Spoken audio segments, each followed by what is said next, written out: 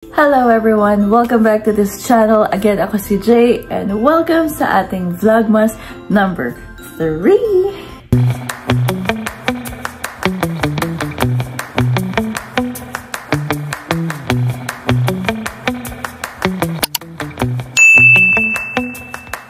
Hello sa ating mga new viewers at sa mga returning viewers. Salamat po sa pagsubaybay sa mga videos natin and salamat dahil patuloy pa rin po kayo nakikinig sa mga advice natin. I do hope na smooth and safe yung travels ninyo this holidays. And ayan, dito ay nagsasort ng mag-snow talaga, mag-foggy, ganyan, paghapon, mga currently it's around 5 PM na dito sa Ottawa. Nasa layover tayo sa work kaya hindi tayo talagang everyday nakakapag-upload kasi minsan sobrang ang heavy din ng flights kaya nakakapagod. Currently medyo masama pakiramdam natin pero meron kasi ako napaka-importanting gustong i-share sa inyo para bago yung flight ninyo at nangyari to sa inyo ay at least makaiwas tayo ng aberya. Okay? Ang topic natin today guys ay paano po kung merong typo error or kung may misspelling or misinformation doon sa ticket ninyo. So kung kunwari meron tayong full name na kunwari mahaba, tapos dun sa isang name natin nagkaroon ng baliktad na letter. So katulad nitong sitwasyon na to. Ayan. So pakipause na lang po kung sino basahin ang sitwasyon ni ate girl. Pero ayan, so meron po siyang scenario, right, na nagkapalit lang po yung letter. So, same naman po lahat. Ang suggestion po natin is dalawa po yan. Yung una pong suggestion ko is, pag binili niyo po ito sa agency or sa travel agency, ay pwede niyo po silang balikan at paayos niyo po agad doon. Para naman, pagpunta niyo po sa araw ng flight niyo sa airport, ay makaiwas na po tayo ng aberya at hindi na po tayo kabahan or ma-stress pa sa pagpunta natin doon. Okay? Pangalawa naman po, pwede nyo rin naman tawagan yung airline ninyo days before yung flight niyo para maayos muna nila kasi hindi siya basta-basta na ikaw pala to, ayusin natin. Hindi naman po ganun kabilis or kadali yun.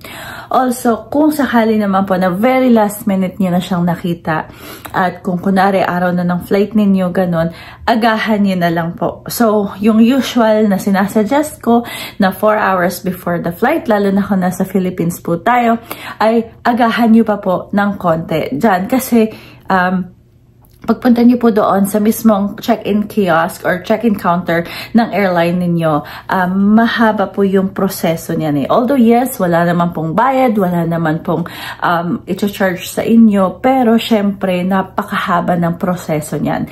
So meron po akong CSA na friend, actually manager siya sa isang airline dito sa Calgary. Tinanong ko siya kung ano ba ang mga steps or ano ba yung mga gagawin if ever na nagkaroon ng typo error doon sa information ng isang guest. So, ang sabi niya is, wala naman pong bayad, first of all. Pangalawa is, kung meron man, agahan na lang pong pumunta sa airport or ahead of time, days before, tawagan sila, yung call center nila, para maayos na po. Or even, pag sa travel agency niyo po binili, ay balikan ninyo po. Kasi, lalo na kung third party siya, kung hindi niyo direct binili dun sa airline na yon, pwedeng i-deny mismo yon ng airline pagdating nyo sa airport. So, para makaiwasan ng hassle na yan, ang unang suggestion niya is to come at the airport early, as in super early, para give them time ma-process yung pangalan nyo and yung confirmation number ninyo. Pangalawa, kasi tatawag pa sila sa call center agent nila or sa mismong booking department kasi iba-iba yung department eh. Hindi naman pagpunta mo doon naayusin nila tapos na eh.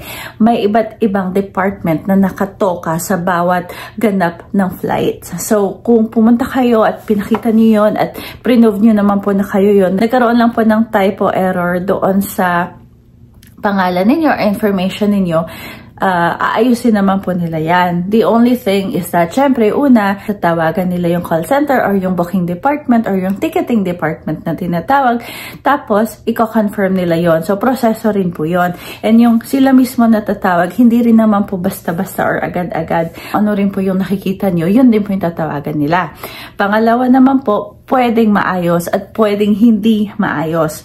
Bakit? May sinasabi nga po na third party kung saan yung mga travel agency po yung nagbebenta ng seats doon sa eroplano. So kung saan sila po yung bumili ng seats na yon at sila naman po yung magbebenta ng seats na yun sa tao, which is kung doon po kayo bumili, sila po yung direct contact ninyo. So kung kayo po, bumili kayo ng ticket kung kunwari sa airline na to, tapos pero binili niyo siya sa travel agency at pumunta kayo sa airport at nagkaroon ng aberya, may tendency pa rin po na hindi nila tanggapin yung misspelling kasi kailangan yung travel agency mismo ang magko-contact sa kanila kasi sila po yung nagkuha dun sa seats from the airline. And speaking of that, kaya nga po, kung anytime na magkaroon kayo ng aberya at binili nyo yung ticket nyo sa isang travel agency, ay sila lagi ang i-contact ninyo or yung contact number or person na sinasabi po nila. Kasi syempre sila yung bahala or yung may responsibilidad sa inyo during that moment of flying or dun sa tickets na yon. Pangalawa naman po, kung binili nyo naman po siya ng direct sa online or sa mismong website ng airlines ninyo, ay yung airline mismo naman po ang nakatoka sa inyo. Which means to say na kung kunwari may mga misspelling or typo error nga po kayong nakita, kunwari nakita nyo na po yung electronic ticket ninyo at nagkabaliktad yung letters, call them right away. So, wag nyo pong ilalagay hanggang last minute ha, na i-check yung information ninyo. So, every time na mag-travel kayo, kung kunwari next month pa yan, or 2 months pa yan, or next week na yan, please verify all your documentations na make sure na pare-parehas ang spelling at tama ang spelling nila kaysa naman sa gagawin nating last minute at yun pa yung magiging aberya natin. It's just petty mistakes can actually ruin our vacation. Okay? So, wag nating masyadong i-underestimate na, oh, okay na yan, tama na yan. It's only gonna take 5 minutes for you to actually read yung ticket ninyo. Online man yan o papel man yan, basahin ninyo. Make sure maayos yung spelling ng name nyo, ng last name nyo, ng passport number ninyo, kung andoon, yung date of birth ninyo, yung information ninyo, even address ninyo, kung bumili kayo at nakalagay yung address ninyo, everything. Kasi lalong-lalo na kung imamatch nila yun sa passport na meron kayo or documentation na meron kayo, make sure na pare-parehas po.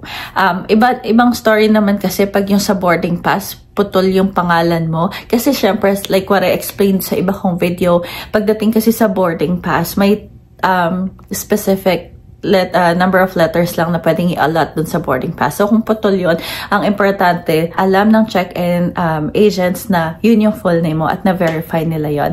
Tapos, okay, parehas din naman yung full name mo dun sa ticket. So, ibang usapan yon. Another important note is, kung sakali man na pumunta po kayo sa airport para ipaayos po doon, agahan niyo po. Like what I said, pwede nilang isuggest pagdating niyo sa airport na kayo mismo ang tatawag sa travel agency ninyo or kayo mismo ang tatawag dun sa call center ng airlines. Kasi guys, pag pumunta kayo sa airport, hindi naman nila trabahong ayusin yon agad. Merong ibang department na mag-aayos nun and mag-verify and mag-validate ng information na meron kayo bago nila i-send back yung ticket na maayos na. So, yung duration from pumunta kayong airport, tumawag sa kanila at mapaayos at makapag-check-in, baka mamaya niyan, naabutan na kayo ng cut-off ng check-in. Hindi na kayo makasakay doon sa scheduled na departure ninyo. So, another hassle, another aberya, diba? So, ano ba ang 5 minutes para i-check niyo yung mga documentation ninyo muna, make sure na maayos, or kung days ahead or days before pa lang ay makita niyo na may error, ay tawagan niyo na kaagad ang travel agency at ayusin na yon bago pa yung araw ng flight ninyo. Lastly, when it comes to reservations and when it comes to like showing up sa airport at alam nyo na meron kayong typo error dun sa information or sa ticket ninyo at napakahuli na or very last minute na para tumawag sa travel agency ninyo, expect na ninyo na 50-50 na yung makakaabot kayo sa flight kasi like what I said, pagpunta nyo sa airport, hindi naman yun yung priority nilang gawin. Kasi ang priority nila is to check in yung mga pasahero. So, kung may error, ibang department yung makakapag-ayos niyan. Huwag po tayo magagalit sa mga CSA, huwag po tayo magagalit sa mga staff ng airport kasi hindi naman po sila ang nakatoka para ayusin yun or wala silang right to fix it doon mismo sa computer nila. Kasi nga, marami pong liability issues yan. So, kung meron mang airlines na pwede nalang ayusin right away, then that's good. Pero kung meron man pong airlines na hindi po nila pwedeng maayos right away, kailangan nyo pong tawagan yung mga kung sino man dapat tawagan, then it's on you na po. Kaya, make sure ahead of time pa lang ay ma-check nyo na yung documentations ninyo, maayos na yung mga gamit ninyo, make sure na lahat ay smooth at kasado na para naman tuloy-tuloy ang pag-enjoy ng ating holiday travel this 2024. Maraming salamat po ulit sa panonood. Very short lang ito and I really just wanna share this para naman po para sa karamihan sa atin na medyo nasa ganyang sitwasyon ay medyo may idea kung anong pwedeng gawin. Okay? And I do hope na may natutunan na naman po tayo ngayong vlog number 3. Ayan, medyo madilim na. Gabi na sa likod ko. Diba? Puro yellow na siya. Ay, yung noo ko. Ayan. May Christmas lights na dito sa side na to. And normally, mas marami pa yan. Pero siguro sa ibang side lang ng hotel ako nakapunta. Kaya medyo konti lang yung nakikita ko dito. Pero, ayan, ang dami na actually ang dami ng mga sasakyan. Kanina medyo empty pa yan. Medyo traffic na rin ngayon. Ayan. Ito ba? Sorry kung nahilo kayo. Ayan. So, just be safe and happy travels. I'll see you guys on the next vlog.